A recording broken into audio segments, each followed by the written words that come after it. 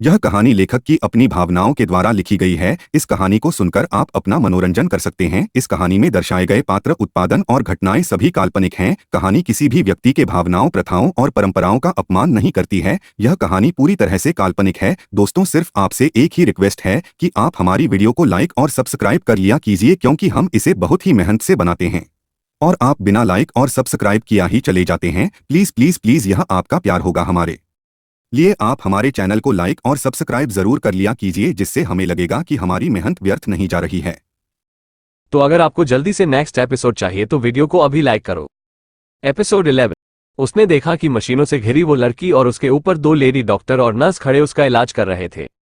Lady doctor ने जैसे ही शिव को देखा वो उसे बाहर जाने का बोलने वाली थी, पर फिर यह सोचकर कि ये दोनों भाई कितने खतरनाक है, उसने उनसे कुछ नहीं कहा और अपना काम करती रही। शिव ने देखा कि वो लड़की बेजान सी बैठकर लेटी थी, जैसे उसमें कुछ जान नहीं है। पता नहीं क्यों, पर शिव को अंदर ही अंदर यह बहुत बुरा लग रहा था। अब आगे शिव वहां से सीधा अपने ऑफिस की तरफ चला गया। अंश भी थोड़ी देर बाद जैसे ही डॉक्टर कमरे से बाहर निकल निकली, वो अंदर कमरे में गया तो वो लड़की आना, उसको ऑक्सीजन लगी हुई थी और चारों तरफ वो मशीन से घिरी हुई थी। चेहरा एकदम पिल पड़ा हुआ, बिल्कुल बेजान सी। अंश धीरे धीरे करके उसके बेड की तरफ आया और वो उसे कितनी ही देर देखता रहा। दिखने में बहुत ही मासूम, बहुत ही प्यारी। अंश को समझ नहीं आ रहा था कि वो क्या करे। वो लगभग 10 मिनट तक उसको इसी तरह से एक एक तक निहारता रहा।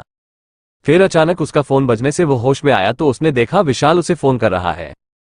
उसने विशाल से पूछा, विशाल क्या तुम सनाया के पास गए? उसने तुम्हें इन्फॉर्मेशन दी? तो विशाल ने कहा, सर मैं के कॉलेज में पहुंचा था पर मैम यहां पर नहीं है। और जब जब उन्हें कॉल लगाया तो उन्होंने कहा कि वो ऑफिस के लिए निकल गई है, बस मैं भी उनके पीछे पीछे ऑफिस ही जा रहा हूं। अंश ने गुस्से से कहा, मैंने तुम्हें कहा था ना कि उससे बात कर लेना। तो विशाल ने कहा, सर मैंने मैम को बहुत बार फोन लगाया था पर मैम का फोन नहीं मिला, मैं इस वक्त ऑफिस का निकल पड़ा था। अंश ने कहा, ठीक है जल्दी जाओ। अंश ने फोन रखा और फिर उसने एक बार आना की तरफ देखा और कुछ सोचता हुआ वो कमरे से बाहर चला गया। बाहर उसके दो बॉडीगार्ड खड़े थे। उसने उन्हें कहा कि ध्यान रखना, जैसे ही इस लड़की को होश आए मुझे इन्फॉर्म करो। वो उसे डॉक्टर से भी मिला और उसे भी उसे लड़की का ध्यान रखना को बोलकर वहां से चला गया। वहां से तेज कदमों के साथ साथ जा रहा था, क्योंकि उसे पता था कुछ ना कुछ गलत जरूर हुआ है। इधर सनाया जैसे ही ऑफिस पहुंची सीधा शिव और अंश के ऑफिस की तरफ गई। ऑफिस में जाकर उसने देखा कि दोनों में से कोई नहीं है। उसने अपने आप से कहा, ऐसा कैसे हो सकता है, एक न एक तो ऑफिस में रहता ही है। इतनी ही देर में शिव की पर्सनल असिस्टेंट सोफिया अंदर आ गई। उसने जैसे ही सनाया को देखा और बोला, मैम आप यहाँ पर? सनाया ने कहा कि दोनों भाई कहाँ हैं? तो सोफिया ने कहा कि मैम अंश सर ऑफिस आए थे पर चले गए हैं और शिव सर अभी एक मीटिंग अटेंड कर रहे हैं। इतनी देर में सनाया का फोन बजा तो उसने देखा अंश उसे कॉल कर रहा है। उसने कॉल पिक किया और बोला, जी भाई। तो अंश ने कहा, सनाया तुम कहां पर हो?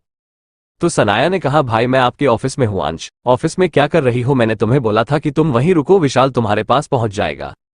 तो सनाया ने कहा, भैया मैंने विशाल को फोन लगाने की बहुत बहुत कोशिश की पर उसका फोन नहीं मिला और फिर उससे ज्यादा वेट नहीं हो रही थी। बात बहुत जरूरी है भैया, आप जल्दी से आ जाए। अंश ने कहा, मैं ऑफिस ही आ रहा हूं और मुझसे पहले शायद विशाल पहुंच जाएगा। तुम उसे सारी डिटेल दे देना ताकि वो अपना काम शुरू कर सके। और मैं भी थोड़ी देर में ऑफिस पहुंच रहा हूं और शिव भी वहीं पर एक मीटिंग अटेंड कर रहा है। सनाया ने ओके बोला। अभी पर बात करके हटी ही थी कि इतनी देर में विशाल ऑफिस आ गया। उसने जैसे ही सनाया को देखा तो पूछा कि मैम क्या हुआ, मैं आपको कॉलेज में ढूंढ रहा था। तो सनाया ने कहा, मैंने आपको बहुत फोन लगाया पर आपका फोन नहीं मिला। तो विशाल ने कहा, मैम नेटवर्क प्रॉब्लम हो गई थी, मैं जहां से आ रहा था वहां नेटवर्क नहीं था। मैंने भी आपको फोन मिलाया पर आपका फोन नहीं मिल रहा था। फिर सनाया ने कहा, ठीक है भैया। तो विशाल ने कहा कि मैम आप मुझे सारी डिटेल्स दीजिए, मैं अभी अपने आदमी को उसे लड़की को ढूंढने के लिए लगाता हूं। आप घबराइए मत, वो जल्दी ही मिल जाएगी। अभी सनाया विशाल को सेंड ही करने वाली थी कि शिव ऑफिस आ गया। जैसे वो अपने केबिन में आया उसने सनाया और विशाल को देखा तो सनाया को देखकर वो हैरान रह गया। उससे पूछा, सानू तुम यहाँ क्या कर रही हो?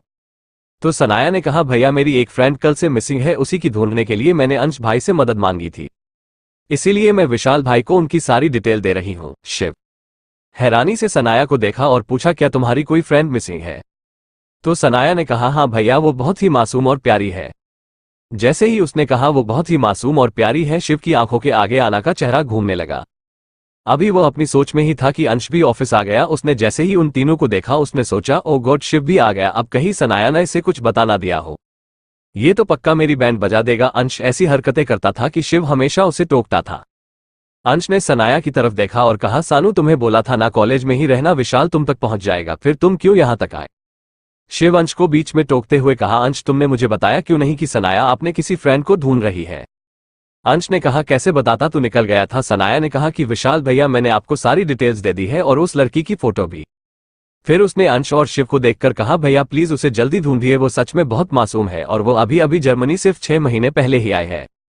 उसे यहाँ का कुछ भी नहीं पता, वो ज्यादा किसी से बात नहीं करती, उसके बहुत गिने चुने फ्रेंड्स हैं। शिव बड़े ध्यान से सनाया की बातें सुन रहा था, उसने अंश की तरफ देखा। अंश ने फिर सनाया को बोलो दो तीवरी। सनाया बोला ना, बहुत जल्द तुम्हारी उस फ्रेंड को हम ढूंढ लेंगे। फिर उसने कहा कि लाओ मुझे वो फोटो दिखाओ मुझे। तो सनाया ने अपने फोन पर फोटो जो कि उसकी उसे फ्रेंड की थी उसने अंश को दिखाए।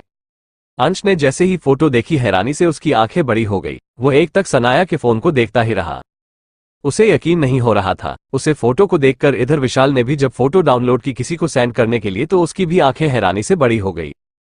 उसने घबराकर अंश की तरफ देखा, उसके माथे पर पसीना आने लगा। अंश भी अपनी जलती निगाहों से विशाल को देख रहा था। विशाल की पूरी बॉडी कांपने लगी, उसके हाथ पैर सुन पड़ गए।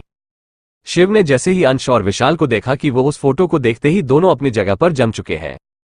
उसने कहा अंश दिखा मुझे फोटो। अब तो अंश को लग रहा था पक्का शिव ज्वालामुखी की तरह फटेगा उन पर। अंश ने कहा छोड़ मैं देख लूंगा सारा मैटर। शिव ने जैसे ही देखा कि अंश उससे छुपाने का की कोशिश कर रहा है, उसने उसके हाथों से फोन छीन लिया और उसे फोटो को देखने लगा। जैसे ही शिव ने वो फोटो देखी उसके हाथ से फोन छूट गया और नीचे गिर गया।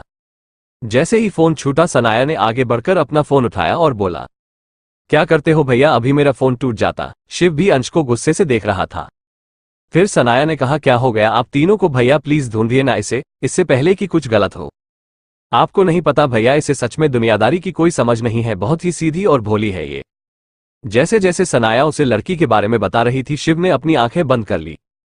अंश के भी हाथ पैर सुन पड़ कर चुके थे और विशाल वो तो बुरी तरह से कांप रहा था, उसको तो यमराज दिख रहे थे अपने सामने, वो भी दो दो। फिर सनाया ने कहा भैया आप चुप क्यों है, बताइए ना, ढूंढेंगे ना आप। फिर शिव ने अपनी आंखें खोली, उसकी आंखें इस वक्त पूरी तरह से लाल थी। उसने सनाया को कहा हाँ सानू ढूंढ लेंगे, पर यह बताओ कि यह तुम्हारी फ्रेंड कैसे बनी और यह है कौन, क्या नाम है इसका। तो सनाया ने कहा भैया इसका नाम अयाना है और इसे आना कहते हैं।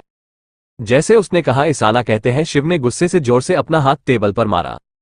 अंश को तो कोई फर्क नहीं पड़ा, बस उसे ये डर था कि अब शिव बुरी तरह से फटेगा। पर विशाल उसकी तो हालत बुरी हो गई थी। एपिसोड 12। सनाया जैसे जैसे अपनी फ्रेंड के बारे में बता रही थी शिव को बहुत गुस्सा आ रहा था, अब अंश को भी बुरा लग रहा था। फिर अंश ने सनाया से पूछा सनाया क्या इस लड़की का कोई बॉयफ्रेंड है।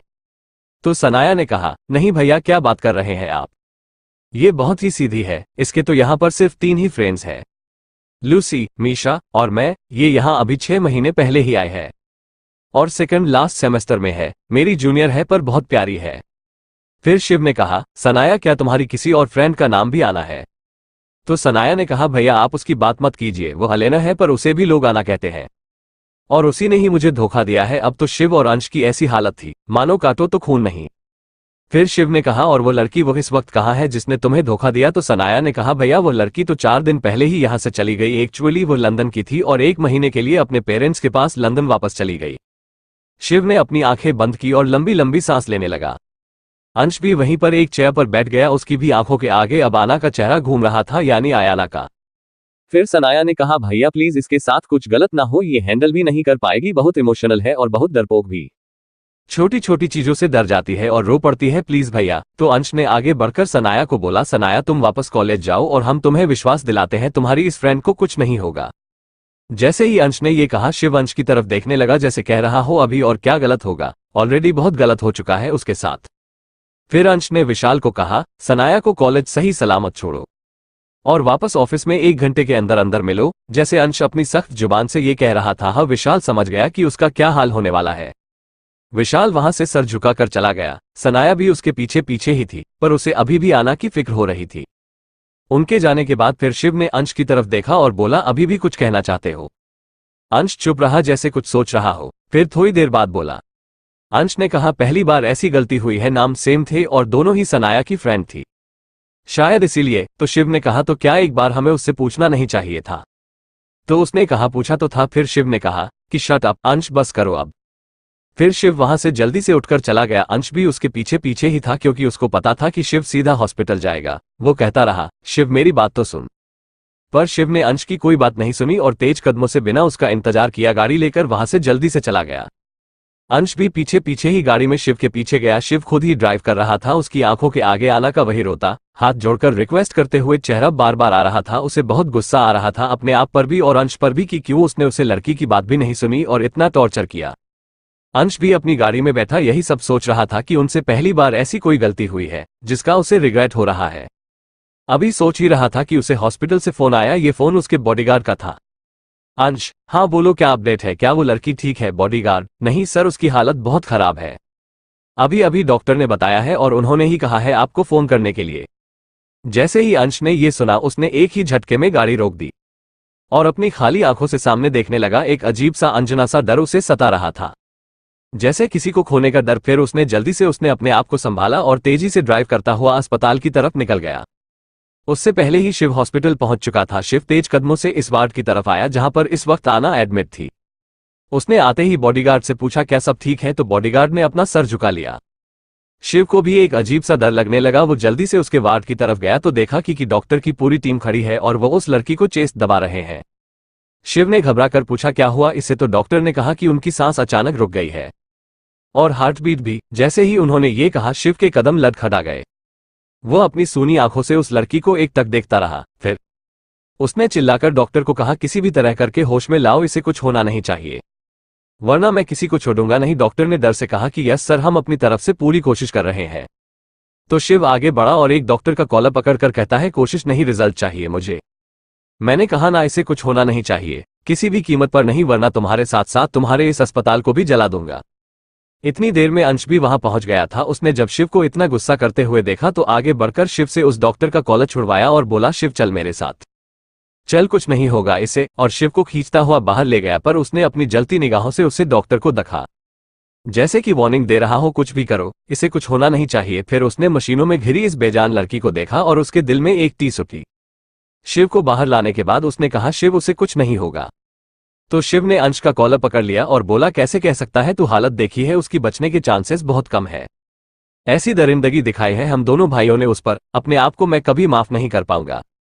पता नहीं क्यों शुरू से ही इस लड़की को देखकर डाउट हो रहा था कि यह ऐसा कुछ कर ही नहीं सकती। ये बहुत मासूम है, पर तेरी बातों में आ गया, समझ में नहीं आया आखिर हुआ क्या उस दिन। मुझे सुंदर से सुंदर लड़कियों ने मुझे अट्रैक्ट करने की कोशिश की लेकिन किसी से भी नहीं हुआ, कोई असर नहीं होता था किसी भी लड़की का। पर इस लड़की के आते ही अजीब सी अजब सा कर दौड़ रहा था बॉडी में। पागल हो गया था इसको देखकर। मेरा दिल कह रहा था कि यह वो लड़की नहीं है, किसी कीमत पर नहीं है। और जब जब इसके साथ बुरा कर रहा था अंदर से अपना ही दिल मुझे धिक्कार रहा था कि क्यों कर रहा हूं मैं। पर उस दिन शायद पागल हो गया था। अंश ने कहा बसकर शिव बसकर, कहा ना गलती हो गई, कुछ नहीं होगा और हम इस लड़की को कुछ होने भी नहीं देंगे।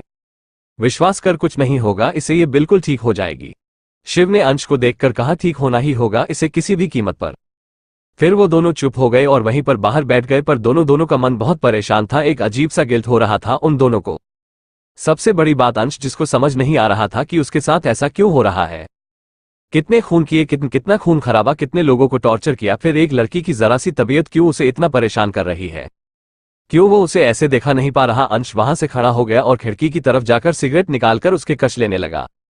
फिर उसने अपने आप से कहा उस दिन में बहुत सॉफ्ट था, पहली बार कितनी ही लड़कियों के साथ सोया पर हमेशा लस्ट दिमाग में रहती थी, पर उस दिन ऐसा लगा कि लस्ट से बढ़कर भी कुछ है। इस लड़की को चाहकर भी मैं हार्ड प्यार नहीं कर पा रहा था, इससे प्यार करने का दिल कर रहा था, रेप करने का नहीं। क्या हो रहा है ये कुछ समझ नहीं आ रहा। एक ही बार में, एक ही नजर में कोई लड़की इतना इफेक्ट कैसे कर सकती है। दोनों के दोनों भाई अपनी अपनी कश्मकश में थे। थोड़ी देर बाद डॉक्टर बाहर आई और उसने कहा कि सर पेशेंट अब ठीक है लेकिन बहुत वीक है और ब्लड लॉस होने की वजह से उनकी तबीयत भी बहुत खराब है। 1-2 दिन हॉस्पिटल में ही रखना होगा, पर इनका बहुत ज्यादा ध्यान देना होगा, डाइट और दवाएं टाइम से टाइम लेनी होंगे।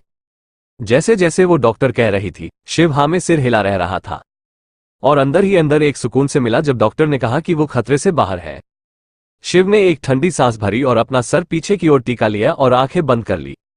वही जानता था कि उसे कितना डर लग रहा था उसे खोने का, जिससे कि वो जानता भी नहीं, पर एक नजर में शायद वो लड़की उसके दिल दिमाग पर छा गई थी। और अंश ने जैसे ही सुना कि वो खतरे से बाहर है उसने भी एक चैन की सांस ली और एक नेचुरल सी स्माइल उसके फेस पर आ गई जो कि बहुत कम देखने को मिलती थी। एपिसोड 13। थोड़ी देर बाद वो दोनों ही आना के बेड के पास लगे सोफे पर बैठे थे और आना को एकटक देख रहे थे। फिर उस चुप्पी को तोड़ते हुए अंश ने कहा 2-3 दिन में ये हॉस्पिटल से डिस्चार्ज हो जाएगी, उसके बाद क्या करना है शिव। शिव अंश की तरफ देखने लग गया और उसने उसकी बातों का कोई जवाब नहीं दिया। फिर अंश ने कहा क्या इसे वापस उसके हॉस्टल में छोड़ दे। यह अंश अपनी लड़खड़ाती जुबान से कह रहा था, हालांकि उसका दिल तो कुछ और ही चाह रहा था। शिव ने कहा तूने सुना नहीं, डॉक्टर ने कहा है कि अभी यह बहुत वीक है और हॉस्टल में इसकी केयर कैसे होगी, कौन करेगा इसकी केयर। वैसे भी सानू ने बताया ना, ये ज्यादा किसी से बात नहीं करती है। फिर अंश ने कहा हम तो थोड़े दिन के लिए इसे अपने पास रखते हैं। तो ठीक है शिव, जब तक ये पूरी तरह से ठीक नहीं हो जाती इसे हम अपने घर पर ही रखेंगे और खुद दोनों इसकी केयर करेंगे। शिव और अंश दोनों को अंदर ही अंदर खुशी हो रही थी कि अब आना थोड़े दिन उनके साथ रहेगी, पर क्या सिर्फ थोड़े दिन ही। शिव ने कहा हम इसे अपने विला में नहीं रख सकते क्योंकि सानू आती रहती है और अगर वह पूछेगी तो क्या जवाब देंगे। अंश ने कहा तो ठीक है, फिर इसे हम अपने फार्म हाउस में रखेंगे और एक जन हमेशा इसके साथ रहेगा। शिव ने कहा हाँ, और आज ही मैं फार्म हाउस में सारे फीमेल सर्वेंट अपॉइंट करने के लिए कहता हूं ताकि इसे कोई दिक्कत ना हो। फिर शिव ने अंश की तरफ देखकर कहा और अपने असिस्टेंट को बोलकर इसके लिए सब नए कपड़े और सब जरूरत का सामान मंगा लेता हूं, ये किसी के भी फेंके हुए कपड़े नहीं पहनेंगी। अंश ने शिव की तरफ देखकर हाँ में हामी भरी। अंश को भी अंदर ही अंदर बहुत बुरा लग रहा था। अंश वहां से ऑफिस की तरफ चला गया। जब वो ऑफिस जाने लगा तो उसने पूछा तो इस वक्त ऑफिस क्या करने जा रहा है। तो अंश ने कहा किसी को उसकी किए की सजा देनी है। शिव समझ गया कि अंश विशाल की बात कर रहा है। शिव ने कहा बिल्कुल ठीक, उसे सजा देना बनता भी है। अंश के जाने के बाद शिव उठकर आना के बेड की तरफ आया और उसके सिर पर बड़े प्यार से हाथ फेरता रहा। और कितनी देर उसे देखने के बाद पता नहीं उसे क्या हुआ, उसने अपने होंठ उसके माथे पर बड़े प्यार से रखे। फिर जैसे ही वो उसकी चीक्स को किस करने लगा उसने देखा अंश के थप्पड़ का निशान अभी भी उसकी चीक्स पर था। उसे बहुत गुस्सा आने लगा। उसके मुंह से अनायास ही निकला डोंट टी वरी प्रिंसेस, जितना तुम्हें दुख दिया है उतनी ज्यादा खुशी देंगे। जैसे ही उसने यह अल्फाज अपने मुंह से निकाले वो खुद भी ही हैरान हो गया कि यह वो क्या कह रहा है और उसके मुंह से इस लड़की के लिए प्रिंसेस कैसे निकाला। फिर उसने उसका हाथ अपने हाथों में पकड़ा और बोला पता नहीं क्या जादू है, तो मैं जब से तुम्हें देखा है दिल दिमाग सब जगह छाई हुई हो। पता नहीं आगे क्या होगा, पर इतना पता है अब तुम्हें किसी भी तरह की कोई तकलीफ नहीं होने दूंगा, चाहे कुछ भी हो जाए। फिर वही सोफे पर बैठ गया और उसकी भी थोड़ी देर में आंख लग गई। जैसे ही उसकी आंख लगी उसके करीबी आधे घंटे बाद आना को होश आने लगा। उसने अपनी अधखुली आंखों से इधर उधर देखा, वो किसी अलग ही जगह पर थी। एक अलग सी जगह देखकर वो हड़बड़ी में उठकर बैठी और इधर उधर देखने लग गई। फिर बड़ी मुश्किल से अपनी जैसे पूरी आंखें खोली क्योंकि उसके आंखों के आगे अभी भी धुंधला धुंधला नजर आ रहा था। जैसे ही उसने अपनी आंखें खोली तो उसे समझ आ गया कि वो किसी अस्पताल में है। अपने हाथों में ड्रिप देखकर फिर उसने अपना ऑक्सीजन मास्क हटाया तो उसका ध्यान बेड के पास में ही रखे सोफे पर गया, जिस पर शिव इस वक्त आधा टेढ़ा होकर सो रहा था। शिव को देखते ही आना को वो सारी बातें याद आने लगी कि शिव ने कैसे कल रात उसके साथ हैवानियत दिखाई थी। उसे डर लगने लगा, वो डर के मारे कंपनी लगी, यह इंसान यही है।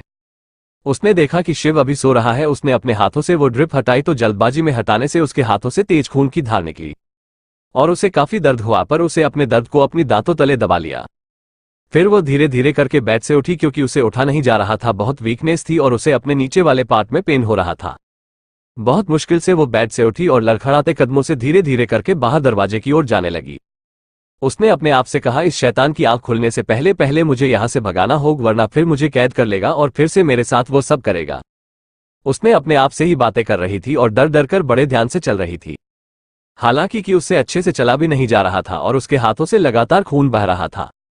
उसने धीरे से दरवाजे के हैंडल पर हाथ रखकर दरवाजा खोला और पीछे की ओर देख रही थी कि कहीं यह उठा ना जाए। जैसे ही उसने दरवाजा खोला उसने देखा कि बाहर ही 2 बॉडीगार्ड बैठे हैं, पर और उनकी भी आंखें बंद है।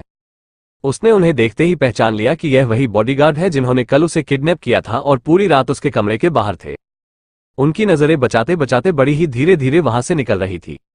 अपने लड़खड़ाते कदमों के साथ और अनंत पेन के साथ वह आगे बढ़ रही थी और एक डर था उसके मन में कि कोई उसे देख ना ले। वो धीरे धीरे पीछे मुड़ मुड़ कर देख रही थी और आगे बढ़ रही थी। फिर अचानक कॉरिडोर जैसे ही खत्म हुआ और वो रास्ता ढूंढते ढूंढते इधर उधर जाने लगी, क्योंकि उसे इस अस्पताल या इस रास्ते का कुछ भी नहीं पता था। अपने हिसाब से ही रास्ता ढूंढ रही थी और वीआईपी वार्ड होने की वजह से बॉडीगार्ड के अलावा यहां पर कोई नहीं था। पूरा वार्ड खाली किया गया था।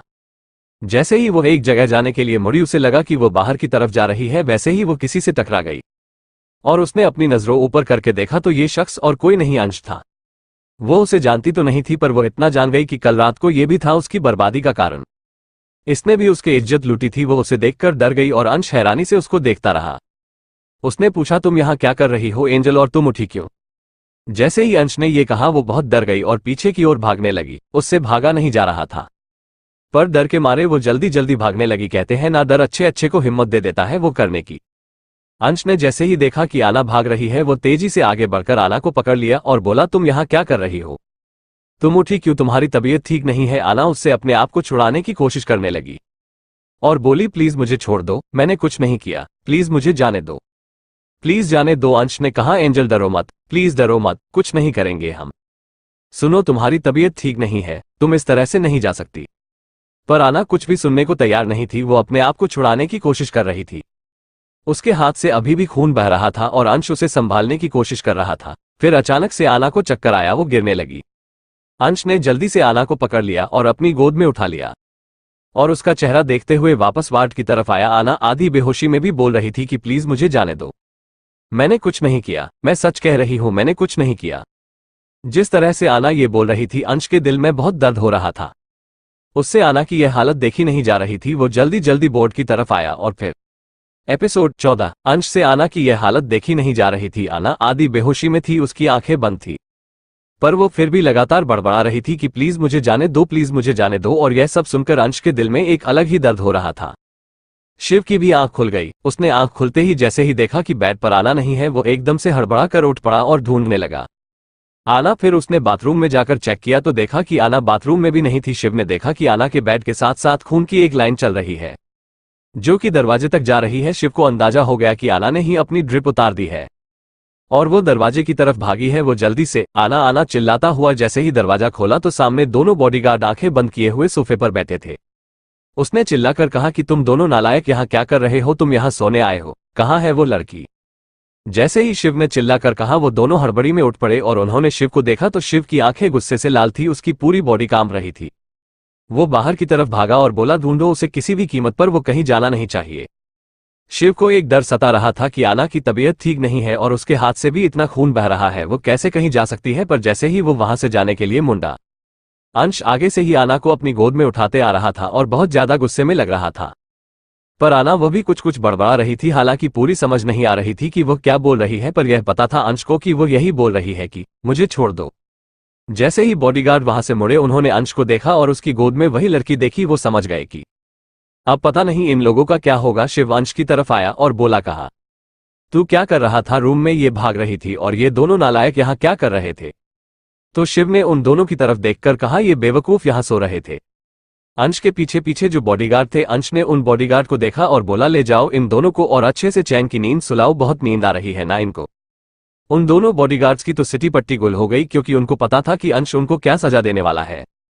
फिर अंश आना को वैसे ही उठा उस वार्ड की तरफ आया और उसने शिव को देखकर कहा, जल्दी से डॉक्टर को बुलाओ, इसके हाथ से बहुत खून बह गया है। शिव ने डॉक्टर को बुलाया तो अंश ने शिव की तरफ देखकर कहा, तत् तू क्या कर रहा था यहाँ पर? तो शिव ने कहा, बस थोड़ी देर के लिए आंख लगी थी और यह यहाँ से भाग गई। अंश ने कहा, तुझे पता है अगर आज मैं टाइम पर नहीं पहुंचता तो ये कहाँ जाती? चला भी नहीं जा रहा था, इससे कितनी कमजोर हो चुकी है। उसने उसे वैसे ही बेड पर लेटाया। उतनी ही देर में डॉक्टर आ गई और उसने दोबारा से उसका घाव साफ करके ड्रिप लगा दी। फिर डॉक्टर ने कहा कि सर, इनका खून काफी बह गया है और यह शायद किसी चीज से बहुत ज्यादा डर रही है और घबरा रही है।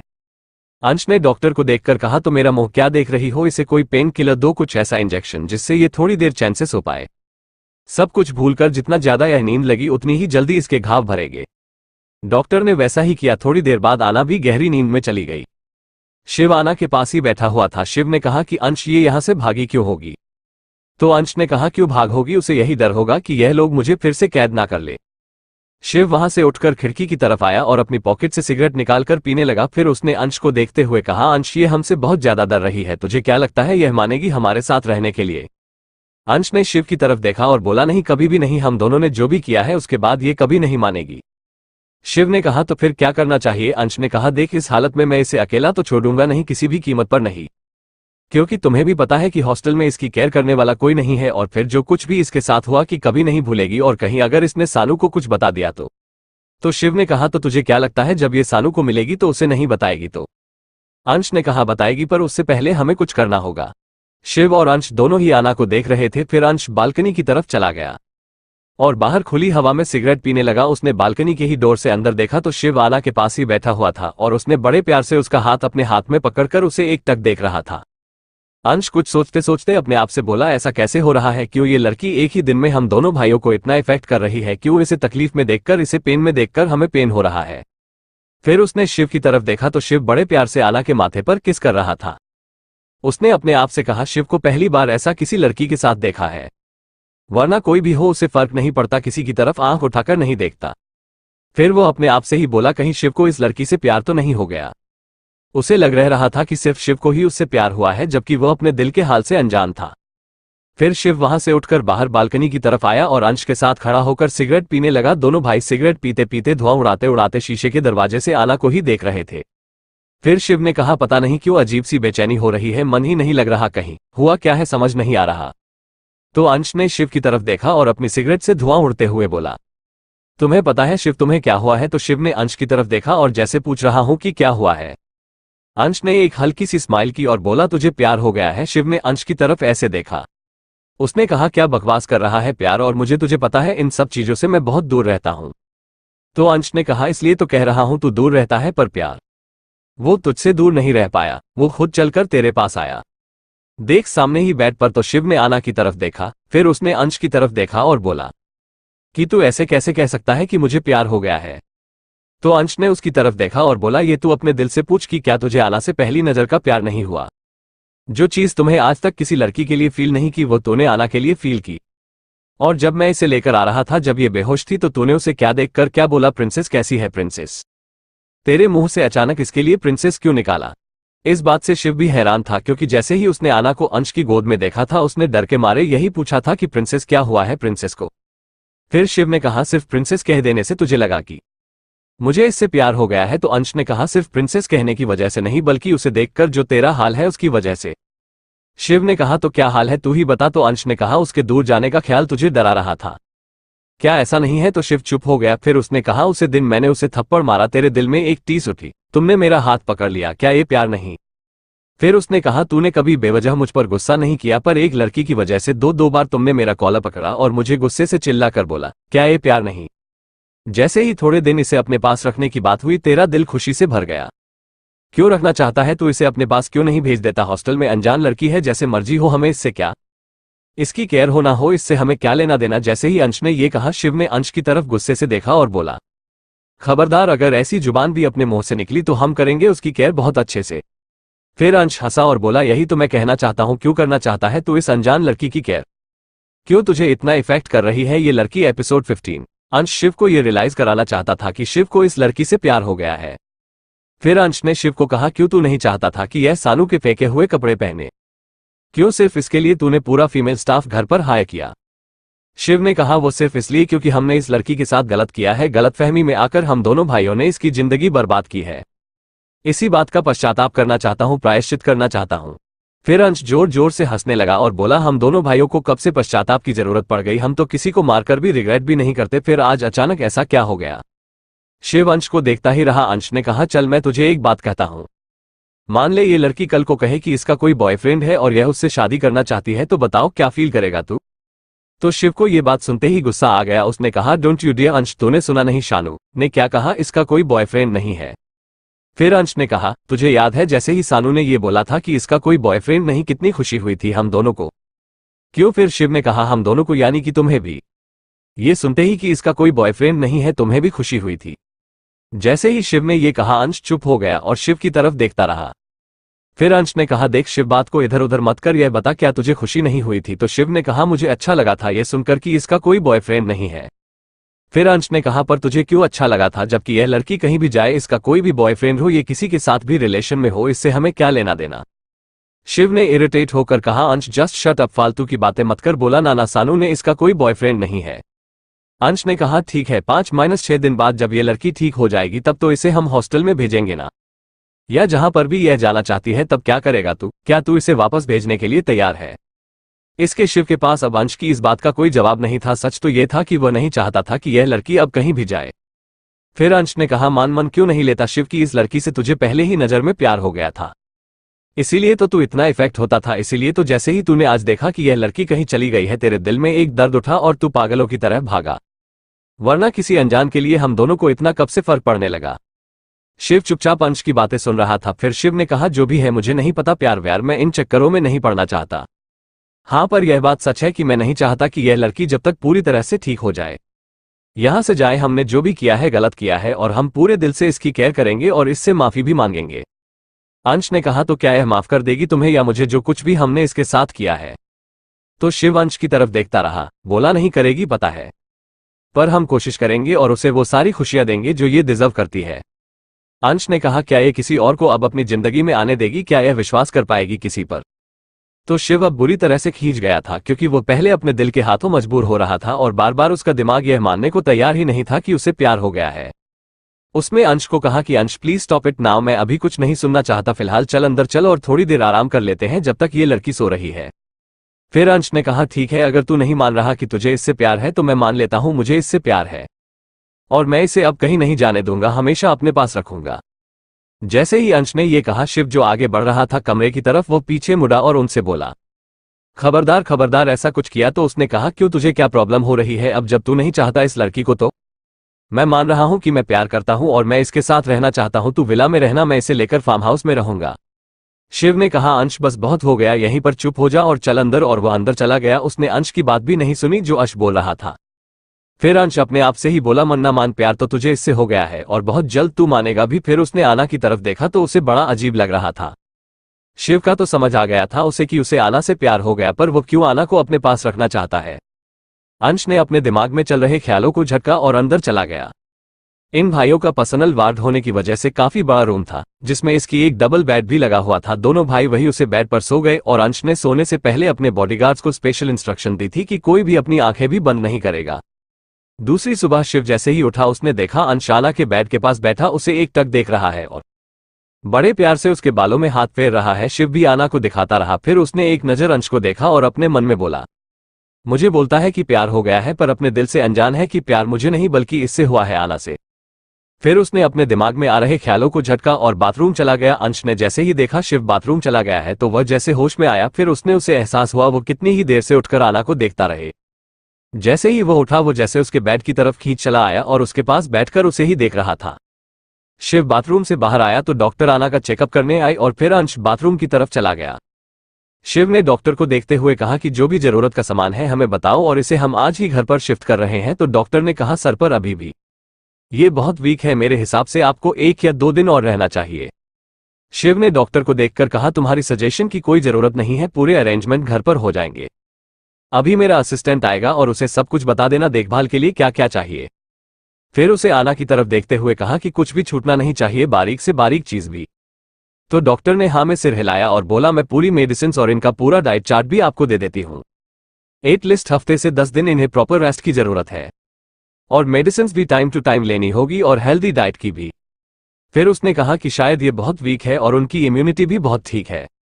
तो शिव ने कहा, वो तुम कैसे कह सकती हो? तो उसने कहा, शायद ये बहुत ज्यादा स्ट्रेस में थी काफी टाइम से। तो शिव ने हैरानी से पूछा, स्ट्रेस में, और कितने टाइम से?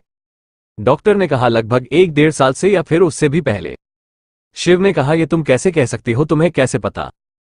तो उन्होंने कहा, हमने सारे चेकअप किए हैं, कल हमने अपनी साइकियाट्रिस्ट को भी बुलाया था क्योंकि यह काफी पैनिक कर रही थी जब आप दोनों यहां पर नहीं थे।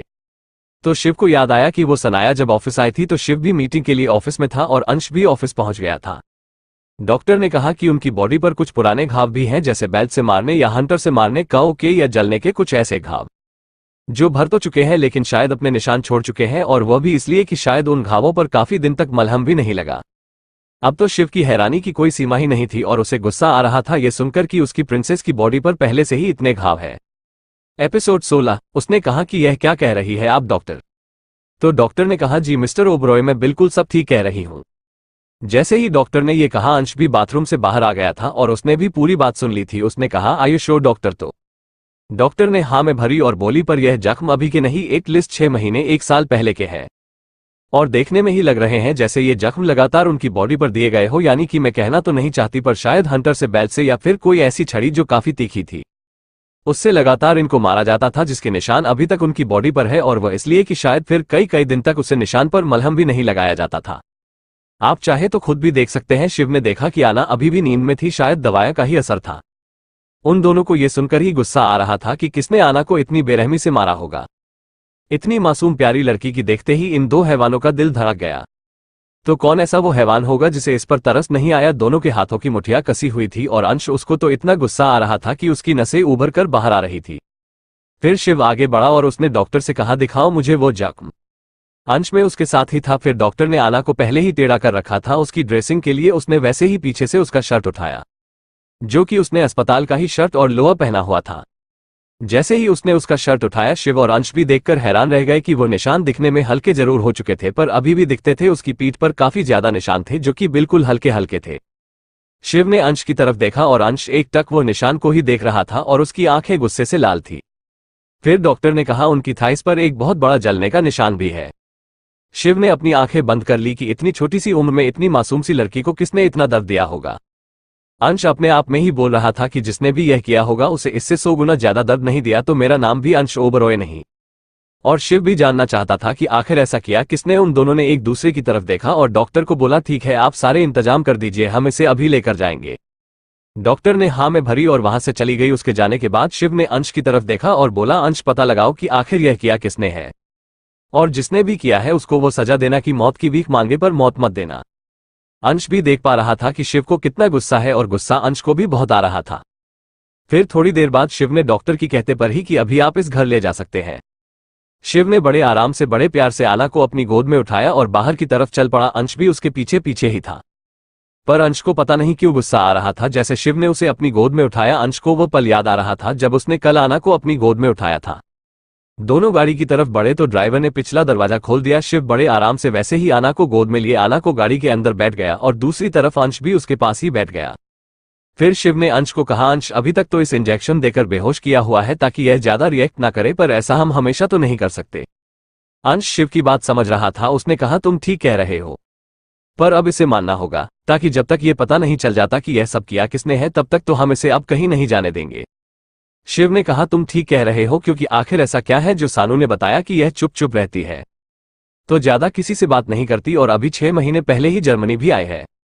तो अंश ने कहा, डॉन टी वरी, मैं आज ही अपने आदमी को काम पर लगा देता हूं और इसकी सारी इंफॉर्मेशन निकलवाने के लिए बोल देता हूं।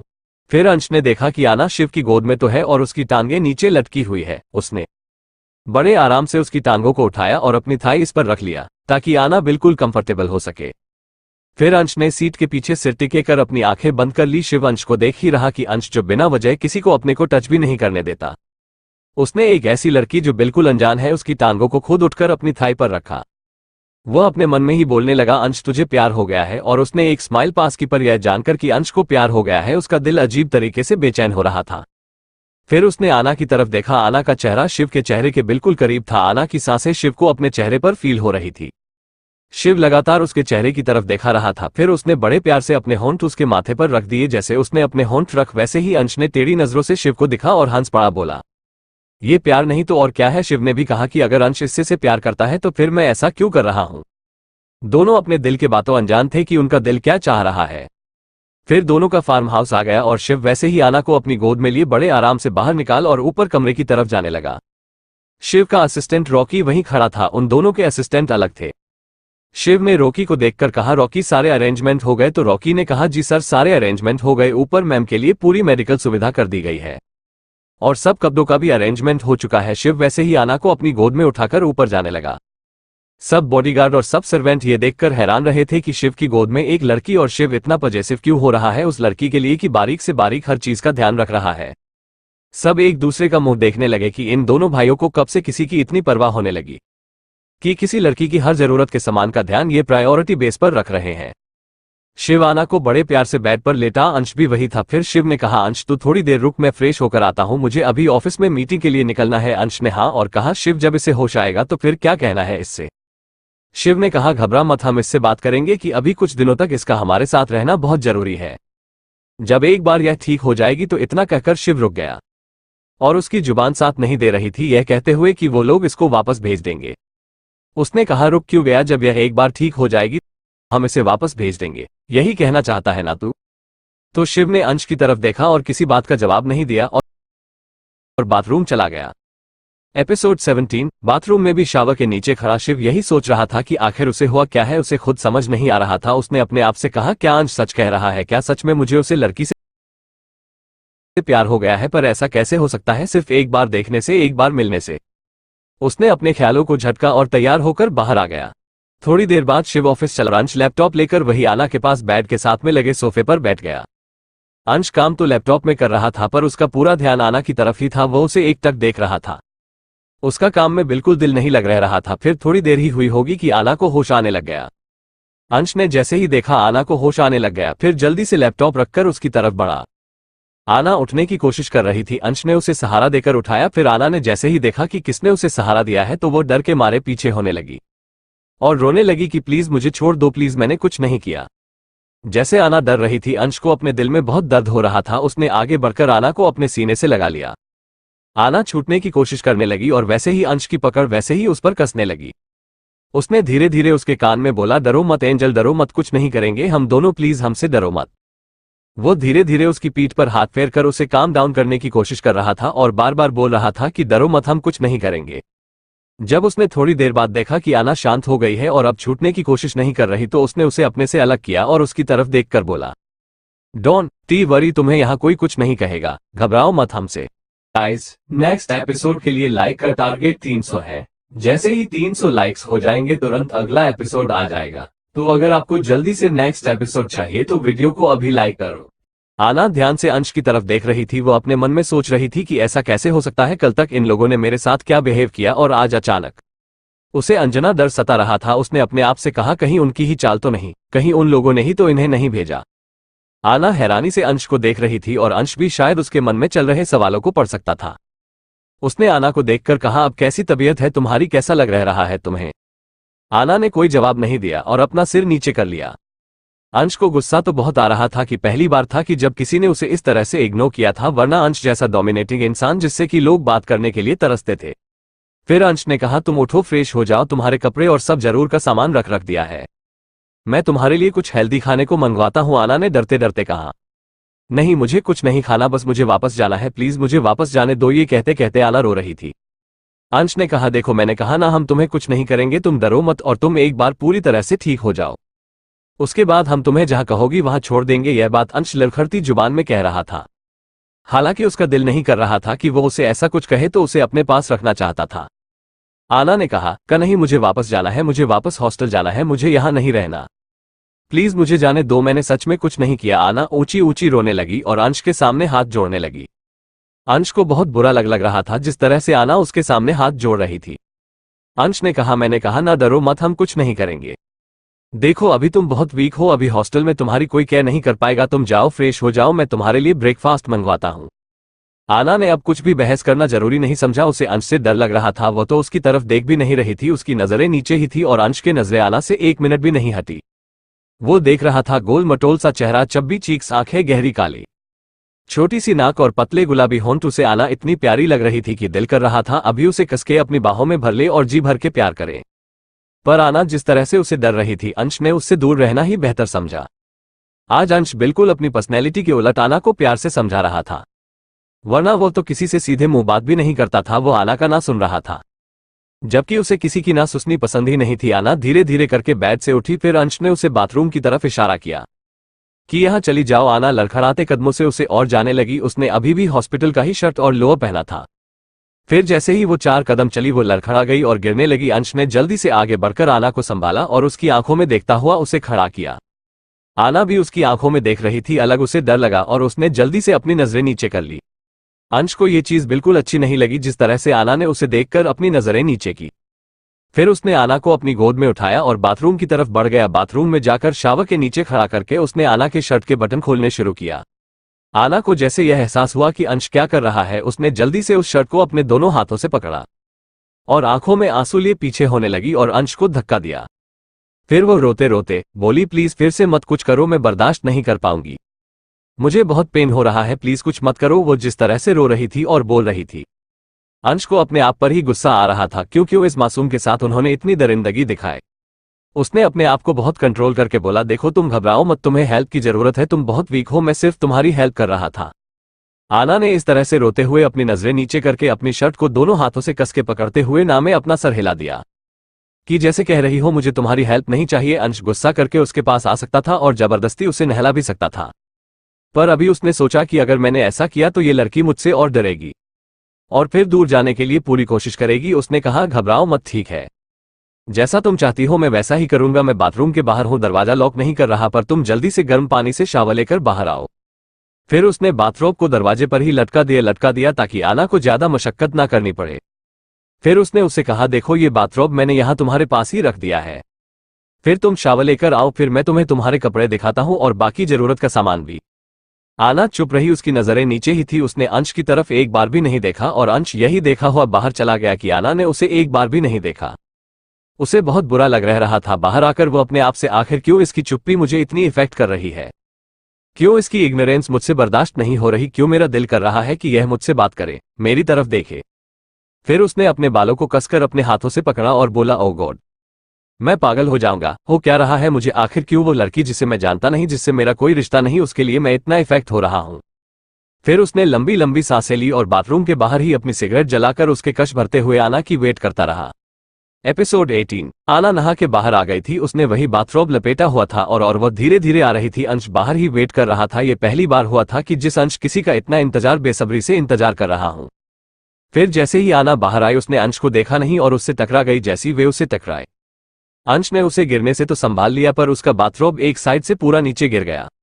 अंश की नजर वहीं पर टिक गई। आना ने जैसे ही देखा कि अंश उसके वही शोल्डर पर देख रहा है, उसने जल्दी से अपना बाथरोब ठीक किया और कसकर पकड़ लिया और अपनी नजरें नीचे करके फिर से डरने लगी। उसे लगने लगा फिर से उसके साथ कुछ करेगा। अंश ने जैसे ही देखा आना उसे डर रही है, उसने अपना मुंह पीछे किया और लंबी लंबी सांस लेने लगा जैसे वो अपने आप को कंट्रोल कर रहा था। फिर उसने लगभग 2 मिनट बाद कहा, चलो मैं तुम्हें तुम्हारी अलमीरा दिखा देता हूं जहां पर तुम्हारे कपड़े हैं। वो अंश के पीछे पीछे सर झुकाकर चलने लगी। अब वो सोच रही थी कि आखिर यह इतनी मेहरबानी क्यों कर रहे हैं, पक्का इनकी कोई साजिश है, मुझे फिर से फंसाने की कोशिश कर रहे हैं। वो अपने आप ही कह रही थी, मुझे जल्द से जल्द यहां से भगाना होगा वरना ये दोनों मेरे साथ फिर से वैसा ही करेंगे। अंश जैसे ही क्लोजेट की तरफ बढ़ा आना उसके पीछे पीछे ही थी। फिर अचानक रूम का दरवाजा खुला और शिव अंदर आया। उसने जैसे ही आना को बाथरूम में देखा उसकी नजरें उस पर ही टिक गई। गर्म पानी से नहाने के बाद आना बहुत फ्रेश लग रही थी और उसका गोरा रंग एकदम लाल घी में आ गया था। उसे अपने बाल धोए थे जो कि थोड़ा थोड़ा पानी वहां से टपक रहा था और बाथरोब से घुटने से नीचे था और उसे उसकी टांगें भी दिख रही थी। शिव की नजर उस पर ही ठहर गई और वह उसे एक टक देखता रहा। आना की भी नजर उस पर पड़ी और उसने जब देखा कि शिव उसकी तरफ ही देख रहा है तो वो डर गई। उसे लगा अब ये दोनों भाई कहीं फिर से कुछ ना करें। उसने जैसे ही देखा शिव आ गया है उसे शिव को कुछ कहना चाहा पर शिव की नजर आना पर ही थी। अंश की नजर भी आना पर पड़ी तो उसने अब जाकर ध्यान दिया कि आना कितनी प्यारी लग रही है। पर आना वो तो कभी शिव को देख रही थी कभी अंश को। उसे तो ऐसा लग रहा था जैसे 2 शेरों के बीच एक छोटी सी बकरी फंस गई हो और डर लग रहा था कभी यह शेर उसका शिकार कर दे। फिर अंश ने अपना सिर झटका और बोला, चलो कपड़े पहन लो। आना ने भी हाँ कहा और शिव भी अंश के बातों से होश में आया। उसने अपना ध्यान दूसरी तरफ किया और बोला, कैसी हो अब तुम? आना ने वैसे ही सर झुकाया और कोई जवाब नहीं दिया। वह अपने बाथरोब को कस के पकड़े हुए थे और दोनों भाइयों ने देखा कि वह भी उनसे डर रही है। एकदम जैसे शिव उसके पास आने लगा वो डर के मारे अपने कदम पीछे लेने लगी और बोली, प्लीज प्लीज मेरे पास मत आना प्लीज। शिव ने कहा, रिलैक्स, हम कुछ नहीं करेंगे, घबराओ मत, हम तुमसे कुछ नहीं कहेंगे। पर आना भी डर रही थी। वो बार बार यही कह रही थी, प्लीज मेरे पास मत आना। शिव ने कहा ना हम कुछ नहीं करेंगे, डरो मत। अंश ने भी कहा, देखो डरो मत, हमने तुम्हें कहा ना। फिर उसने शिव को बोला, शिव वहीं रुक जा। शिव की उसकी बातों को मानकर वहीं रुक गया। फिर अंश ने कहा, ठीक है हम तुम्हारे पास भी नहीं आएंगे, चलो तुम कपड़े पहन लो। आना ने हाँ में अपना सिर हिलाया और अंश के पीछे पीछे चलेगी लगी। अंश ने शिव की तरफ देखा तो शिव ने उसे कुछ इशारा किया। फिर अंश उसको क्लोजेस्ट एरिया में छोड़ आया और उसको सब समझा दिया कि तुम्हारे कपड़े और सब जरूरत का सामान यहीं पर है। शिव और अंश दोनों इस वक्त बालकनी में बैठे हुए थे, आपस में बात कर रहे थे। शिव, वो बहुत ज्यादा डर रही है, वो मेरी तरफ देख भी नहीं रही, उससे मेरी कोई बात भी नहीं सुनी। वो डरेगी ही, हमने उसके साथ जो किया है उसका डरना बनता भी है, पर अब क्या करें, इस तरह से तो हम उसकी हेल्प नहीं कर पाएंगे। फिर शिव ने अंश को कहा, तुम्हें कुछ पता चला इसके बैकग्राउंड में? तो अंश ने कहा, नहीं, सिर्फ इतना पता चला है कि यह इंडिया से यहाँ आई थी, अब यह इस इंडिया में कहाँ थी और इसके साथ क्या हुआ यह नहीं पता। फिर भी मैंने अपने आदमी को काम पर लगाया हुआ है, कल तक सारी इन्फॉर्मेशन मिल जाएगी। फिर दोनों खामोश होकर बाहर का नजारा देख रहे थे और उन दोनों के हाथों में ही सिगरेट थी। इधर आना क्लोजेट एरिया में तैयार हो गई थी। उसने एक सिंपल सा नी लेंथ का एक कंफर्टेबल सी 1 पीस ड्रेस पहनी थी जो कि उसे बहुत कंफर्टेबल हो क्योंकि उसका नीचे का लोअर पार्ट कटा हुआ था। स्टिचेस लगाए थे पर अभी भी दर्द था, इसीलिए उसने बहुत कंफर्टेबल क्लॉथ्स पहने थे जो अंश ने ही निकाल कर दिए थे। आना अपने आप में ही, मुझे कुछ भी करके यहां से निकलना होगा वरना ये दोनों शैतान मेरे साथ फिर से वही करेंगे, पक्का उनकी कुछ साजिश है, मैं क्या करूं, कैसे निकलूं? फिर उसने कहा, मुझे सनाया को फोन करना होगा या लूसी को और उसे बताना होगा इस तरह से मुझे किडनैप करके कहीं रखा गया है। वो दोनों ही मेरी हेल्प कर सकती है। आप वो अपने मन में सोच रही थी कि वो जल्द से जल्द सनाया से कांटेक्ट करेगी। उसे यह नहीं पता था कि सनाया खुद उसे ढूंढ रही है और वो उसी के भाइयों की कैद में है। शिव, अंश मैं तुझे कुछ कहना चाहता हूँ। अंश, हाँ बोलो। तो शिव ने कहा, आज ऑफिस में मेरा बिल्कुल मन नहीं लगा। मीटिंग अटेंड की, पूरा ध्यान आना में ही था। समझ नहीं आ रहा था, बार बार ये लड़की दिमाग में घूम रही थी। उसने कहा, मेरे साथ भी कुछ ऐसा ही था। मेरा भी मन काम में बिल्कुल नहीं लग रहा था, बार बार नजर इस पर जा रही थी। उन दोनों भाइयों ने एक दूसरे की तरफ देखा और बोला, तुम्हें प्यार हो गया है। जैसे ही दोनों ने बोला, दोनों हैरान रह गए। शिव ने हैरानी से कहा, नहीं अंश, तुम्हें प्यार हुआ है? तो अंश ने कहा, नहीं, तुम्हें प्यार हुआ है। दोनों कुछ देर चुप रहे तो अंश बोला, ओ शीट, इसका मतलब हम दोनों को एक ही लड़की से प्यार हुआ है। शिव ने हैरानी से अंश को देखा और बोला, फिर ऐसे कैसे हो सकता है, हम दोनों को एक ही लड़की से प्यार? अंश ने कहा, वही तो मैं सोच रहा हूं। फिर दोनों एक दूसरे की तरफ देखने लगे जैसे एक दूसरे का मन पड़ रहे हो। अंश ने कहा, शिव क्या चाहता है तू? तो शिव ने कहा, मेरी चाहने से क्या होता है, वो लड़की हमसे नफरत करती है, तुझे लगता है कि वो हमें प्यार करेगी? अंश ने कहा, उसकी चिंता तुम छोड़ दो, क्योंकि आज नहीं तो कल उसे हमसे प्यार करना ही पड़ेगा। शिव ने कहा, तू कहना क्या चाहता है और हमसे प्यार करने का क्या मतलब है? हम दोनों में से कोई एक ही उसे पा सकता है। अंश ने शिव की तरफ कैजुअल वे में कहा, तो फिर तू क्या चाहता है? शिव चुप रहा, उसके पास अब कुछ भी कहने को नहीं था। अंश ने कहा, शिव मैं अपने प्यार की कुर्बानी नहीं दूंगा, पहली बार जिंदगी में ऐसा किसी के लिए फील किया है। शिव ने अंश की तरफ हैरानी से देखा और चुप हो गया और बोला, अंश तुझे मैं ये करने भी नहीं दूंगा। तू आना से प्यार करता है और आना तुझे ही मिलेगी, घबरा मत, मैं तुझे उसे नहीं छीनूंगा। फिर अंश ने शिव की तरफ देखकर कहा, भूल पाएगा उसे, क्योंकि पहली बार तूने भी किसी लड़की के लिए कुछ अलग फील किया है, वरना तू तो लड़कियों से दूर ही भागता है। शिव ने कहा। एपिसोड 19। शिव ने कहा, तेरे लिए मैं कुछ भी कर सकता हूं। फिर अंश ने शिव की तरफ देखा और ऊंची ऊंची हंसने लगा और बोला, कैसे भूल पाएगा, क्योंकि अगर इस लड़की को पहली बार किसी ने छुआ है तो वो तू था। मैं कैसे ये बर्दाश्त करूं कि मेरी ही बीवी को मेरे भाई ने पहली बार उस हक से छुआ जो हक मेरा था। शिव अंश की तरफ हैरानी से देखने लगा तो बोला, तब हमें नहीं पता था इस लड़की के बारे में, जो भी हुआ वो एक भूल थी। अंश ने कहा, थी, पर मैं उस भूल को कैसे बर्दाश्त करूं? तो शिव ने कहा, तू कहना क्या चाहता है? तो अंश ने कहा, वादा करेगा अपने दिल से इस लड़की को निकालने के लिए, हमेशा हमेशा के लिए? शिव ने कहा, पूरी कोशिश करूंगा। ठीक है। अंश ने कहा, ठीक है, मेरी एक शर्त है। तो शिव ने कहा, क्या? अंश ने कहा, मेरी और इस लड़की की शादी से पहले पहले तू किसी और से शादी करेगा। शिव ने कहा, ऐसा नहीं हो सकता, तुम्हें पता है कि मुझे कोई भी लड़की पसंद नहीं। तो तुझे कभी कोई लड़की पसंद नहीं आई, बल्कि तूने कभी किसी लड़की के लिए कुछ फील ही नहीं किया, और इस लड़की को देखते ही तेरे दिल में अचानक प्यार उमड़ आया और तूने अपनी पूरी लिमिट क्रॉस कर दी, जो कि तूने आज तक कभी किसी के साथ नहीं की। फिर अंश ने कहा, मैं कैसे मानूं? जब मैं अपनी बीवी को लेकर तेरे सामने आऊंगा तो उसके लिए कुछ और फील नहीं करेगा, और अगर तुम विश्वास दिलाओ कि तू किसी और से शादी करेगा, उसे वही प्यार, वही सब कुछ देगा जो तू इसके लिए फील करता है। शिव ने खींचते हुए कहा कि अंश, तेरी प्रॉब्लम क्या है? मुझे कुछ समझ नहीं आ रहा, तू चाहता क्या है? अंश ने कहा कि ठीक है, सीधे मुद्दे पर आते हैं। यही कि जब मैं तेरे सामने आऊं तो तू आना को सिर्फ अपनी भाभी समझे और कुछ नहीं। शिव अंश को देखते ही रहा। फिर अंश ने कहा कि मुश्किल है ना ये सब, मुझे पता है बहुत मुश्किल है। शिव ने कहा कि तू कहना क्या चाहता है? अंश ने कहा, सिर्फ एक बात की, जिस तरह से हमने आज तक हर एक चीज शेयर की है, बिजनेस इकट्ठा, सब कुछ इकट्ठा, तो क्या हमारी बीवी एक नहीं हो सकती? शिव ने कहा, पागल हो गया क्या? तू बोल भी रहा है, पता भी है क्या बोल रहा है? इस तरह से कैसे हो सकता है? अंश ने कहा कि क्या हो सकता है, कई कंट्रीज में ये सिस्टम है, यहां तक कि इंडिया के उत्तराखंड के कुछ गांव जहां पर आज भी दो दो तीन तीन भाइयों की एक ही बीवी होती है। शिव ने कहा, वो मजबूरी में शादी की जाती है, इसलिए क्योंकि जब उनके पास दूसरी बहू को लाने के लिए कुछ ना हो। तो अंश ने कहा, मजबूरी ही सही, हमारी भी मजबूरी है कि हम दोनों को एक ही लड़की से प्यार हुआ। शिव ने कहा, अंश ये पॉसिबल नहीं है, तुझे भी पता है लोगों को क्या जवाब देगा तू, और सबसे बड़ी बात, क्या मेरे साथ आना को तू देख पाएगा, या फिर मैं आना को तेरे साथ देख पाऊंगा? तो अंश ने कहा, वही तो मैं तुझे कहना चाहता हूं, ना तो मैं आना को सिर्फ तेरे साथ देख पाऊंगा, ना तू आना को सिर्फ मेरे साथ देख पाएगा, और अगर आना हम दोनों के साथ रही तो कोई मुश्किल भी नहीं है। शिव ने कहा, नहीं अंश, लोग बहुत बातें बनाएंगे और ये लड़की कभी नहीं मानेगी, दो दो पति तू सोच भी रहा है? तो अंश ने कहा कि हमें कब से दूसरों की परवाह होने लगी, लोग हमारे बारे में क्या कहते हैं क्या नहीं, इससे हमें कुछ लेना देना नहीं, और वैसे भी जिस तरह के काम हम करते हैं लोग हमें गालियां ही देते हैं, बहुत सारी पीठ पीछे हमारी बुराई ही होती है, जिससे कि मुझे कोई फर्क नहीं पड़ता, बल्कि मैं तो इस चीज को पॉजिटिव लेता हूं कि जो हम तक पहुंच नहीं सकते वो हमारी बातें करते हैं। शिव ने कहा कि सनाया को क्या बोलेगा और ये लड़की कैसे मानेगी, कभी नहीं मानेगी। अंश ने कहा कि यह लड़की खुद मानेगी कि वो हम दोनों से शादी करने के लिए तैयार है। शिव ने कहा, तो फिर से इस पर कोई जबरदस्ती करना चाहता है? तो अंश ने कहा, नहीं, मैंने जे कहा ना, ये लड़की खुद मानेगी कि वो हम दोनों से शादी करना चाहती है। शिव ने कहा, वो हमसे नफरत करती है, बहुत नफरत। उसने कहा, वो हमसे नफरत करती है, शायद थोड़े दिन तक वो करेगी। पर उसे हम इतना प्यार इतनी कह देंगे कि वो उसकी वो नफरत प्यार में बदल जाएगी। मैं तुझे गारंटी देता हूं वो टूटकर प्यार करेगी हमें। शिव ने कहा नहीं, ये पॉसिबल नहीं है, इस तरह से कहीं नहीं होता। तो अंश ने हंसते हुए कहा वही काम तो हम करते हैं जो कोई नहीं करता। शिव और अंश दोनों लगातार सिगरेट पी रहे थे। अंश बहुत काम था और शिव का दिमाग पूरी तरह से खराब था। उसे कुछ समझ नहीं आ रहा था। एक तरफ उसका दिल कर रहा था कि वो उसकी बात माने और दूसरी तरफ उसे पता था कि यह सब कितना मुश्किल होने वाला है। दूसरी तरफ इंडिया दिल्ली में एक बहुत बड़ा घर या यूं कह ले कोई हवेली, दिल्ली से थोड़ी दूर एक आदमी राजा की तरह कुर्सी पर बैठा था जिसकी उम्र लगभग 30 वर्ष थी और देखने में वो कोई बॉडी बिल्डर से कम नहीं था।